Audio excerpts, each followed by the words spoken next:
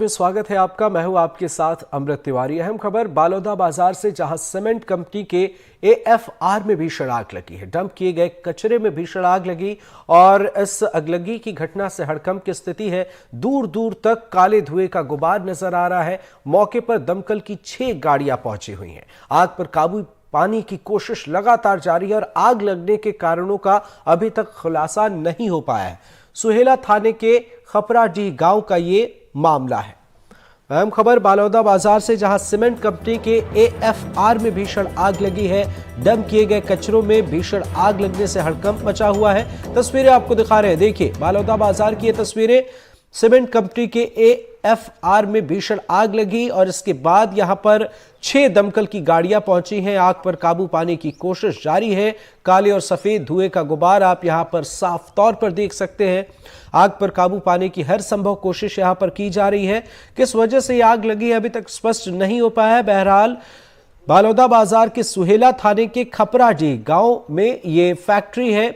एएफआर जो है cement company में, उसमें ये आग लगी हुई है, जिसमें डंप किए गए कचरे रखे गए थे और डंप किए गए कचरों में ये आग लगी। एक्सक्लूसिव तस्वीरें आपको एनडीटीवी पर दिखा रहे हैं। बालोदा बाजार की सीमेंट कंपनी में ये आग की तस्वीरें हैं। मौके पर 6 दमकल की गाड़ियां पहुंची हुई हैं। आग पर काबू पाने की कोशिश लगातार जारी है। किसी के हताहत होने की अब तक कोई सूचना नहीं आई है और यहां पर कोशिश की जा रही है कि जल्द से जल्द आग पर काबू पा लिया जाए। 6 गाड़ियां यहां पर पहुंची हुई हैं। किस वजह से यह आग लगी है यह अभी स्पष्ट नहीं हो पाया है। तो एक्सक्लूसिव तस्वीरें बालोदा बाजार की एनडीटीवी पर आप देख रहे हैं, जहां पर सीमेंट कंपनी के एएफआर में भीषण आग लगी हुई है। डंप किए गए कचरे में यह आग लग गई। सूचना के बाद यहां पर 6 दमकल की गाड़ियां पहुंची हैं। आग पर काबू पाने की कोशिश लगातार जारी है। बालोदा बाजार के सुहेला थाने के खपराडीह गांव की यह तस्वीर, जहां पर सीमेंट कंपनी के एएफआर में आग लगी और किस वजह से आग लगी स्पष्ट नहीं है, पर काफी मशक्कत यहां पर इस वक्त एक करने की एक तस्वीर नजर आई है। 6 दमकल की गाड़ियां और कई दमकल कर्मी हैं, प्रशासन की मौजूदगी है और आग पर काबू पाने की हर संभव कोशिश की जा रही है। इंडस्ट्रियल इलाका आप देख सकते हैं और ये फैक्ट्री जो है, कोशिश की जा रही है कि इस आग को जल्द से जल्द काबू में लाया जाए और इसमें बीच बीच में विस्फोट जैसी भी तस्वीर नजर आ रही है। अगर आप गौर से देखेंगे तो काले और सफेद धुएं के गुबार के बीच एक जद्दोजहद आग पर काबू पाने की लगातार जारी है। दमकल की 6 गाड़ी आप तक पहुंची हुई हैं। लगातार यहां पर इस आग पर काबू पाने की कोशिश की जा रही है। सहयोगी दीपेंद्र शुक्ला हमारे साथ फोन लाइन पर जुड़े हुए। क्या है अपडेट, अभी कैसी स्थिति? सर, आग बुझाने का काम जारी है। श्री सीमेंट का जो प्लांट है उसमें कचरा से सीमेंट के लिए जो अवशेष है उसको बनाने का काम इससे किया जाता है और इसमें अचानक से आग लग गई है। बताया जा रहा है कि ये अलग अलग शहरों से जो कचरा लाया जाता है वो कचरा एक जगह डंप किया गया था और उसी कचरे में ये आग लगी है और अब आग बुझाने का जो क्रम है वो जारी है। अब तक आग पर काबू नहीं पाया जा सका है और लगातार दमकल की जो टीम है वो लगातार काम कर रही है। बिल्कुल दीपेंद्र, आपसे ये भी समझना चाहेंगे, जहां पर आग लगी है इस फैक्ट्री में, उसके आसपास क्या और भी फैक्ट्रियां हैं या खाली जमीन है या रिहायशी इलाके इसके आसपास है, वो जरा स्थिति आप समझाएं। ये असल में कचरा डंप करने के लिए जो सीमेंट प्लांट होते हैं, सीमेंट प्लांट अपने एक जगह पे, ऐसे जगह पे दूर के जो इलाके होते हैं वहां पर कचरा को डंप करके रखते हैं। तो इस आसपास में कोई रिहायशी इलाका नहीं है, सीमेंट का ही ये एक एरिया है जो एएफआर के नाम से जाना जाता है और इसी जगह पे कचरा डंप करके रखते हैं ताकि इसका उपयोग वो धीरे धीरे कर सके। कन्वेयर बेल्ट के माध्यम से ये कचरा उनके प्लांट में जाता है और उसको जलाने का काम करते हैं लोग। बिल्कुल दीपेंद्र, ये जो सीमेंट फैक्ट्री है जहां पर आग लगी है, क्या अब तक जानकारी मिल पाई है? कोई अंदर फंसा तो नहीं है ना? नहीं, ऐसा फंसने की तो अभी तक जानकारी नहीं आई है। असल में क्या है कि श्री सीमेंट प्लांट के तरफ जब अधिकारियों से हमने बात करने की कोशिश की तो उनके अधिकारी जो है फोन नहीं ले रहे हैं। ऐसे में जो कोई अगर फंसा भी हो तो इसकी कोई संभावना अभी तक या जो आशंका कोई बड़ी घटना हो सकती है, ऐसी कोई अभी तक पता नहीं चल पाया, क्योंकि अंदर में जो मीडिया है उसको अलाउ नहीं किए हैं। तो इस स्थिति में वहां पर जा नहीं पा रहे हैं मीडिया के लोग और जिस जगह पे ये घटना हुई है उस जगह पर भी क्या स्थिति है ये नहीं पता चल पा रहा है। दीपेंद्र, दमकल की 6 गाड़ियां पहुंची हुई हैं, क्या उम्मीद करें या फिर क्या समझे, कितना मुश्किल है इस आग पर काबू पाना? सूखा हुआ कचरा है, तो उसको जो प्लास्टिक और दूसरे जो सामग्री है उसमें आग लगी हुई है, तो ये इतनी आसान तरीके से ये आग बुझ जाएगा ये तो नहीं दिखाई दे रहा है। और जिस तरह से आग तेजी से बढ़ रहा है, ये भी मतलब लग रहा है कि अभी और गाड़ियों की संख्या बढ़ानी पड़ेगी और बिलासपुर सहित रायपुर और दूसरी जगहों से जो दमकल की गाड़ियां हैं वहां से बुलानी पड़ेंगी। बिल्कुल, नजर बनाए रखिएगा दीपेंद्र, आगे भी आपसे अपडेट लेंगे। फिलहाल बहुत बहुत शुक्रिया। तो ये तस्वीरें बालोदा बाजार की एनडीटीवी पर एक्सक्लूसिव आपको दिखा रहे हैं। दमकल की 6 गाड़ियां हैं। जानकारी मिल रही है कि और भी गाड़ियां यहां पर बुलाई जा सकती हैं और जल्द से जल्द आग पर काबू पाने की कोशिश। अच्छी बात यह है कि अब तक किसी के इस सीमेंट फैक्ट्री में फंसे होने की सूचना नहीं है।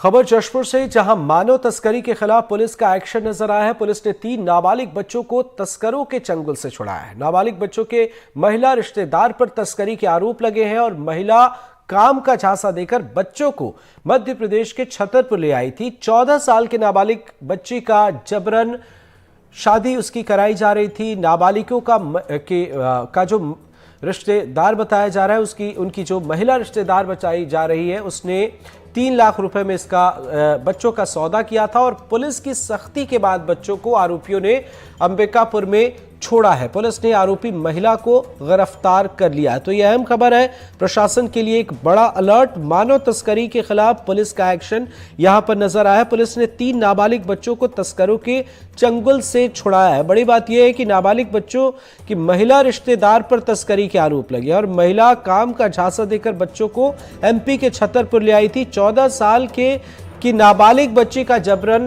ब्याह कराया जा रहा था। तो एक मुश्किल भरी ये तस्वीर है। अगर बेहतर तरीके से खंगाले तो और भी कई मामले सामने आ सकते हैं। सहयोगी अभिषेक शुक्ला हमारे साथ फोन लाइन पर जुड़े हुए। अभिषेक, इस खबर के साथ साथ आपसे इस पूरे नेक्सस को समझना चाहेंगे, अपडेट क्या है और प्रशासन का एक्शन कैसा माना जाए इसे? देखिए, पूरा मामला जशपुर जिले के एक तबकारा थाना क्षेत्र के वहां की है, जहां एक 3 नाबालिग के अपने सगी बहनें थी। उसको एक रिश्तेदार ने झांसा देकर बोला कि तुम्हारा पिताजी मर गए और तुमको चलो अच्छा काम पकड़ा देते हैं। तो इसके लिए उनको मध्य प्रदेश के छतरपुर ले जाया गया। वहां पर बच्ची को झांसा देकर उसको काम में लगा दिया गया। उसके बाद जो रिश्तेदार महिला थी वो अपने बच्ची को बोला कि तुम गरीब परिवार से आती हो, तुमको अच्छे घर से शादी करा देंगे। इसके बाद में उन्होंने 3 लाख का इस बच्ची को सौदा भी कर दिया। सौदा के बदले से एडवांस के रूप में 20,000 रुपया ले लिया गया। उसके बाद बच्ची को शादी कराने के उस पर दबाव दिया गया। इसके लिए एक लड़की को भी बुलाया गया।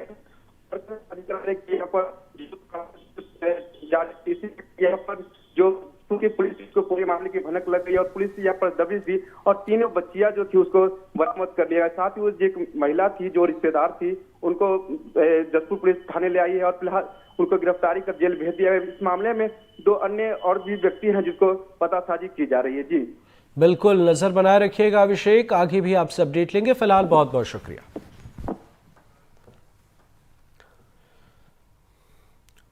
ग्वालियर की लश्कर क्षेत्र से लापता नाबालिग लड़की को ग्वालियर पुलिस ने उत्तराखंड के रुड़की से बरामद कर लिया है।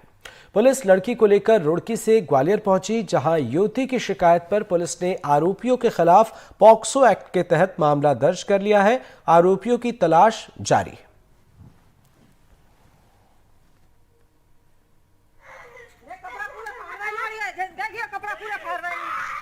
बच्ची के साथ में स्टेटमेंट में इसने बताया कि एक हेमंत करके लड़का है, उसके द्वारा इसके साथ मतलब जब जा रही थी तो स्टेशन के पास में दुष्कर्म किया गया और सीमा नाम की महिला ने भी इसको गुमराह किया था।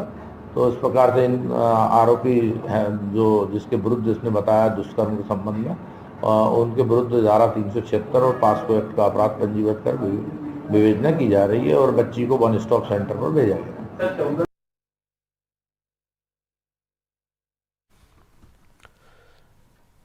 अगर आप भी फिल्टर वाली फोटो लगाने के शौकीन हैं तो सावधान हो जाएं। ग्वालियर में एक दुल्हन ने ये कहते हुए दूल्हे के गले में वरमाला डालने से इनकार कर दिया कि उसे दुल्हा पसंद नहीं है। जो फोटो दिखाई गई थी वो फिल्टर लगाकर तैयार की गई थी, जिसमें युवक सुंदर दिख रहा था। कई घंटे चली पंचायत और मान मुनव्वल के बाद भी जब युवती नहीं मानी तो दोनों पक्षों के परिजनों ने शादी ना करने का फैसला किया और बारात दूल्हे को लेकर वापस लौट गई। मामला उटीला गांव का है। मामला थाने तक भी पहुंचा, जिसके बाद पुलिस ने वर वधू पक्ष के बीच समझौता कराया।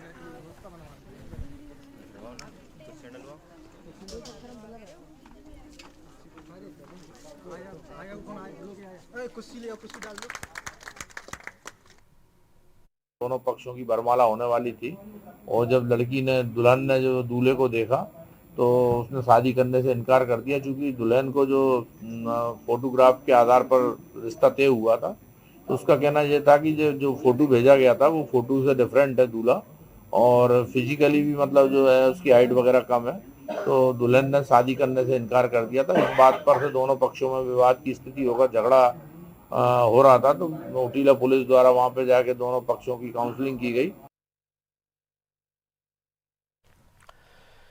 मुरैना श्योपुर लोकसभा क्षेत्र से कांग्रेस प्रत्याशी सत्यपाल सिंह सिकरवार के भाई पर जानलेवा हमला हुआ है, जिसके बाद सत्यपाल सिंह सिकरवार ने वीडियो जारी कर शांति की अपील की है। घटना जिले के अंबाह थाना क्षेत्र के अंतर्गत रुअर गांव की है। बताया जा रहा है कि सुबह कांग्रेस प्रत्याशी के भाई जौरा जनपद पंचायत सदस्य नरेंद्र सिंह सिकरवार रुअर गांव गए थे। कांग्रेस प्रत्याशी सत्यपाल ने कहा कि कई राउंड फायर किए गए। उन्होंने वीडियो जारी कर कहा कि मेरे परिवार के लोग घर घर जाकर शांति से प्रचार कर रहे हैं, चुनाव में शांति बनाए रखने के लिए सहयोग करें। उन्होंने बीजेपी पर बौखलाहट के भी आरोप लगाए, जबकि पुलिस ने दो लोगों के बीच आपसी रंजिश का मामला इसे बताया है। जानलेवा हमला किया है, कई राउंड फायरिंग भी की है। मैंने इस संबंध में प्रशासन से बात की है और प्रशासन से और आम लोगों से मैं यही अपील करना चाहता हूं कि ये चुनाव दो लोगों के बीच में चुनाव है। ये चुनाव शांतिपूर्ण हो, हिंसक नहीं हो, और मुझे लगता है कि इस चुनाव में हार की बौखलाहट भारतीय जनता पार्टी को साफ दिखाई दे रही है। प्रचार के दौरान एक हमारे सरपंच हैं साथ में और सभी लोग थे, 10-15 लोग थे हम लोग। तो प्रचार में सोनू तोमर, सन ऑफ बसंत सिंह तोमर, प्रचार 2-4 लड़कों को लेके आया। 4 लड़के थे उसके साथ में, वो आके सीधे हमसे गोलीबारी करने लगा। इसमें मेरे सरपंच साहब बाल बचे, 4 राउंड फायर की उसने। मेरे में भी गोली लगते लगते बची है। भैया ने ऐसे तैसे गिर के हम लोगों ने जान बचा पाई। ये जो दोनों पक्ष हैं, एक गुड्डू तोमर हैं और एक सोनू तोमर है। सोनू तोमर के द्वारा गुड्डू तोमर के ऊपर फायर किया गया है। 3-4 उसमें फायर की सूचना आई है। हालांकि ये हवाई फायर है। इसमें मूल रूप से ये गुड्डू तोमर और सोनू तोमर के बीच पुराना विवाद है और वर्ष 2015 में से इनका विवाद चल रहा है पंचायत चुनाव को लेकर के। इनमें गुड्डू के किसी के एक पिता और एक इनमें से जो आरोपी है ये चुनाव आपस में लड़े थे, उसको लेकर के रंजिश थी। उसके बाद 2021 में भी इनके बीच में झगड़ा हुआ था, उसमें भी सोनू तोमर के द्वारा इनके ऊपर फायर किया गया था। तो ऐसा लगता है कि इनके बीच में पूर्व की दुश्मनी है और उसी को लेकर के ये घटना हुई है। इसका चुनाव से कोई संबंध है कि नहीं, ये जांच का विषय है। देवास में शराब ठेकेदारों की मनमानी सामने आई है। देवास में प्रिंट रेट से ज्यादा कीमत पर लोगों को शराब बेची जा रही है। यही नहीं, शराबी शराब खरीदने के बाद खुलेआम ठेके के बाहर ही शराब पीते नजर आ रहे हैं। आपको तस्वीरें भी दिखा रहे हैं। देवास में 1 अप्रैल से जिले में देसी विदेशी शराब के नए ठेके नीलाम हुए हैं। तभी से ज्यादा कीमत पर शराब बेची जा रही है और खबरों की माने तो ये सब कुछ आबकारी विभाग के अधिकारियों की सहमति या उनके सह पर हो रहा है, ये भी आरोप सामने आए। इसकी एमआरपी है अपनी, इसके 97 की है और ये इसकी बियर की, इसकी ये नीचे लिखा रहता है। कितने में दी आपको ये? 150 रुपए की दोनों, 150 की। 150। और इस पे लिखा कितना लिखा हुआ है? इसमें भी 90 रुपए लिखा हुआ है। क्या लूट मार है यहाँ? यहाँ लूट मार बहुत ज्यादा, इसमें तो 54 ही लिखा हुआ है। अच्छा, 54 कुल मिला के ओवर रेट में यहाँ दारू बेची जा रही है। देवास शहर ही नहीं बल्कि जिले में शराब प्रेमियों को लूटा जा रहा है, शराब के ओवर रेट यहाँ पर लिए जा रहे हैं ठेकेदार द्वारा। हमारे साथ यहाँ के अधिकारी हैं, जिला अधिकारी, उनसे बात करेंगे किस तरह से, मैडम किस तरह से जो अभी नए टेंडर हुए ठेकेदार आए हैं, किस तरह से आप उनको निगरानी रख रही हैं और जो शराब की दुकानों के सामने नीचे बिठा के पिलाई जा रही है, साफ तौर से सब जग जाहिर है, और इसके बाद भी ओवर रेट लिए जा रहे हैं, इसमें क्या बोलेंगी आप? आपकी जैसे ही मुझे शिकायत प्राप्त हुई है, मैंने सभी जगह अपना स्टाफ लगा दिया है। आज की आप जहाँ की आपने शिकायतें की हुई है, वहाँ पर दुकानों पर हमारे जो भी है हम परचेज करवा रहे हैं और तत्काल उस पर कार्रवाई करवा रहे हैं। जो भी कार्रवाई होगी उस पर ठोस कदम। शराब की दुकान के सामने हाथे बंद हो चुके हैं, लेकिन वहाँ पे साफ तौर से बिठाया जा रहा है, पिलाया जा रहा है। शराब की दुकान की जो पीढ़ी होती है उस पर ही लोगों से मदरा प्रेमी मदरा पीते हुए नजर आ रहे हैं। ऐसी कहीं पे भी अगर स्थिति है, कहीं पर भी हमारे यहाँ पे अहाता संचालित नहीं हो रहा है, कहीं पर अगर बाहर दुकान के लोग कहीं पर बैठ करके पी रहे हैं तो उसके खिलाफ भी हम लोग कार्रवाई करते हैं। और अगर उससे दुकान से 100 मीटर 200 मीटर दूरी पर भी हमें अगर कोई लोग बैठ करके पीते हुए नजर आते हैं तो हमारा स्टाफ तत्काल उन पर कार्रवाई करता है। मैडम, दिए के नीचे अंधेरा होता है। देखिए, पास में 10 कदम दूरी पे यहाँ पे शराब की दुकान है, हम वहाँ से चले जा रहे हैं। वहाँ की शिकायत है, लोगों ने बोला है ओवर रेट ले रहे हैं। इंदौर के जो मदरा प्रेमी थे उन्होंने खरीदी, इसके बाद आप बोलिए आपका 10 कदम दूरी हुई आपसे। वहाँ दुकान पे भी हम स्टाफ लगा चुके हैं, आज उस पर भी कार्रवाई हो जाएगी। मैं वही आपको बोल रही हूँ कि जैसे ही कार्रवाई होती है हम आपको तत्काल सूचित करेंगे। ये थे हमारे साथ आपका अधिकारी जो साफ तौर से कह रहे हैं जैसे ही कार्रवाई होगी जब आपको सूचना करेंगे, मतलब कार्रवाई का इंतजार पत्रकार करेगा, इनका ऐसा कहना है। जबकि एनडीटीवी की टीम देवास शहर की सारी दुकानों पर गई। हम अपने दर्शकों को दिखाएंगे किस तरह से वहां पे जो मदरा प्रेमी है लेके खड़े होकर पीते नजर आ रहे हैं। एनडीटीवी से अरविंद चौक से देवास। शुक्रवार को जबलपुर में मतदान हुए। लोकसभा चुनाव के पहले चरण के मतदान के बाद जबलपुर जिले की ईवीएम मशीनें कड़ी सुरक्षा व्यवस्था के बीच स्ट्रांग रूम में रखी गई हैं। जबलपुर के ग्रामीण इलाकों से ईवीएम मशीन लाने का सिलसिला देर रात तक चलता रहा और सुबह चुनाव आयोग के पर्यवेक्षक और राजनीतिक दलों के प्रतिनिधियों के सामने स्ट्रांग रूम को सील कर दिया गया। जबलपुर से स्ट्रांग रूम के बाहर से एनडीटीवी संवाददाता संजीव चौधरी की ग्राउंड रिपोर्ट आई है, आपको दिखाते हैं। आयोग के निर्देश हैं कि हर दिन कोई ना कोई सीनियर ऑफिसर, चाहे वो आरओ हों, एआरओ हों, टीडीओ हों, वो इसका निरीक्षण करेंगे। साथ में पॉलिटिकल पार्टीज़ के जो लोग हैं वो भी प्रतिदिन जो है इसका निरीक्षण कर सकते हैं स्ट्रांग रूम का। 4 जून तक ये व्यवस्थाएं चलेंगी। 4 जून को काउंटिंग होगी। लोकसभा चुनाव के पहले चरण का मतदान कल समाप्त हो गया। देर रात तक इस परिसर में बहुत चहल पहल थी। हजारों कर्मचारी आ जा रहे थे और जो ईवीएम मशीन है उसको सुरक्षित रखने की व्यवस्था इसी जवाहरलाल नेहरू कृषि विश्वविद्यालय के परिसर में की गई है। त्रिस्तरीय सुरक्षा व्यवस्था यहाँ पर लगाई गई है।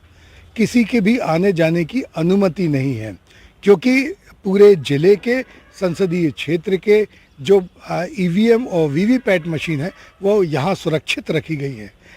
यहाँ पर जबलपुर जिला पुलिस का पुलिस बल तैनात किया गया है और इसकी सुरक्षा के लिए ना सिर्फ जबलपुर जिले का पुलिस बल है बल्कि सिक्योरिटी फोर्सेस भी लगाई गई हैं। इसी के साथ साथ जो राजनीतिक दल हैं उनके अभिकर्ता भी यहाँ पर रखे गए हैं ताकि वो ये देखते रहे कि किसी भी तरह से किसी भी अवांछित व्यक्ति का आना जाना तो यहाँ नहीं हो रहा है। इसके साथ ही साथ जो स्ट्रांग रूम बनाए गए हैं उन्हें लगभग 1600 कैमरों से सुसज्जित किया गया था। ये पूरा परिसर, उसमें स्ट्रांग रूम को भी सुरक्षित किया गया है ताकि हर पल की जो सूचना है, जो जानकारी है वो कंट्रोल रूम में मिल सके। तो किसी भी तरह से किसी के भी आने जाने की अनुमति यहाँ इस परिसर में अब नहीं है। यह परिसर कल देर रात जबलपुर जिला निर्वाचन अधिकारी दीपक कुमार सक्सेना और पुलिस अधीक्षक द्वारा जो हमारे पर्यवेक्षक आए थे उनके सामने सील कर दिए गए हैं। उस सीलिंग के दौरान जो अभिकर्ता थे विभिन्न राजनीतिक दलों के वो भी थे और अब यह 4 जून को खोला जाएगा जब मतगणना प्रारंभ की जाएगी। तो इस तरह पूरी तरह सुरक्षित रखी गई हैं पूरे जबलपुर जिले की मतपेटियाँ जिन्हें अब हम ईवीएम कहते हैं, इलेक्ट्रॉनिक वोटिंग मशीन और वीवीपैट। जबलपुर से वीरेंद्र शर्मा के साथ संजीव चौधरी, एनडीटीवी के लिए। खबर विदिशा से, जहां एसएसटी टीम ने बड़ी कार्रवाई की। लोकसभा चुनाव को सही और निष्पक्ष तरीके से कराने के निर्देश दिए गए हैं। उन्हीं निर्देशों के तहत प्रशासन द्वारा सख्ती बढ़ाई गई, जिसके तहत प्रदेश भर में बॉर्डर चेकिंग प्वाइंट बनाए गए। ऐसे में चेकिंग के दौरान एक कार से एसएसटी टीम ने 30 से 35 किलो चांदी, 60 ग्राम सोना सहित नकदी बरामद की।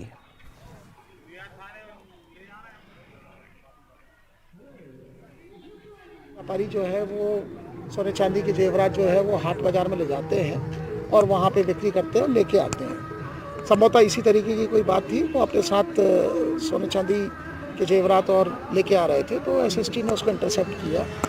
एसएसटी ने रोकने पे पाया कि उनके पास चांदी और सोना और कुछ कैश है, जिसके संबंध में उन्होंने ऊपर सूचना करी।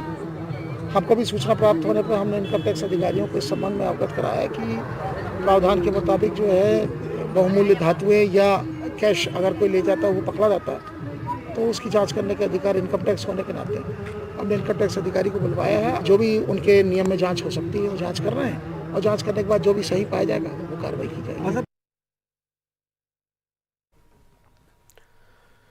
बुरहानपुर में जिला अस्पताल के एक डॉक्टर को स्वास्थ्य विभाग ने सस्पेंड कर दिया है। यहां जिला अस्पताल में एक हफ्ते पहले एमएससी कराने आए एक पुलिस आरक्षक से डॉक्टर ने दुर्व्यवहार किया था, जिसका वीडियो पुलिस आरक्षक ने बना लिया था। वीडियो वायरल होने के बाद स्वास्थ्य विभाग के सीएमएचओ एक्शन मोड में आए और डॉक्टर रघुवीर सिंह से इस मामले में 24 घंटे के अंदर जवाब तलब किया।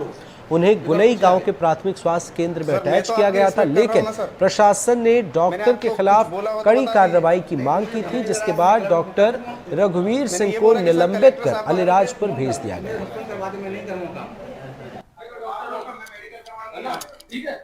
खुद दारू पी के आएगा और बदतमीजी करेगा डॉक्टर से। आप करके बात की, सर करके बात की, और ये तू करके बात कर रहे थे और बोल रहे थे कि तेरे को जो करना है तू कर ले, तेरे को जो जैसा समझ में आता है तू कर ले। टीआई को भी कुछ कहा है ना? हाँ सर, मैंने इनसे बताया कि टीआई साहब बोल रहे हैं कि आप मेडिकल करवा लो, उनसे रिक्वेस्ट कर लो। तो सर मैं इनके पास रिक्वेस्ट करने गया और मैंने बोला कि टीआई साहब बोल रहे हैं कि यार तुम मेडिकल करवा लो। तो उन्होंने बोला कि तेरा टीआई 3rd क्लास है और तेरी कोई औकात नहीं है। शाहपुर की 2 एमएलसी आई थी, दोनों में से एक मैंने कर दी, एक की मैंने कहा कि आप थोड़ा वेट करो, मैं अपने काम जो सीरियस वाले काम है या पहले जो कह सकते हैं बड़े प्रायोरिटी वाले काम है उनको पहले कर देता हूँ, बाकी एमएलसी में आपके कर लेता हूँ। और इनका ये कहना है पुलिस कांस्टेबल का कि मुझे आप कह के बात करेंगे। मैंने कहा आप ऐसा नहीं है, आप अपने टीआई साहब से बात कर लीजिए। नहीं, टीआई को भी सर कह के बात करो, वो सीनियर है। और ये मुझे कलेक्टर को फोन कर धमकी दे रहे हैं कि मेरा काम करो, मैं कलेक्टर को फोन कर दूंगा। तो ये ऐसे दबाव में काम कराना चाहते हैं। एमएलसी में जैसे ही फ्री होता हूँ, मैंने इनसे ये कहा आपको क्या मैं 2 सेकंड के लिए फ्री दिखा क्या? उन्होंने कहा नहीं दिखा। तो मैं फ्री नहीं तो कैसे काम करूँ? 2 मिनट वेट करो, आपका कोई पेशेंट सीरियस तो है नहीं है। जो डॉक्टर का वीडियो आया है उसको लेके आप लोगों ने क्या कार्रवाई किया? वो हमने डॉक्टर को गुलई में अटैच कर दिया, यहाँ से हटा दिया है। कोई नोटिस भी दिया था? हाँ, नोटिस सिविल सर्जन द्वारा दिया गया। और इसी के साथ इस बुलेटिन में फिलहाल इतना ही। बाकी खबरों के लिए आप देखते रहिए एनडीटीवी मध्य प्रदेश छत्तीसगढ़। नमस्कार।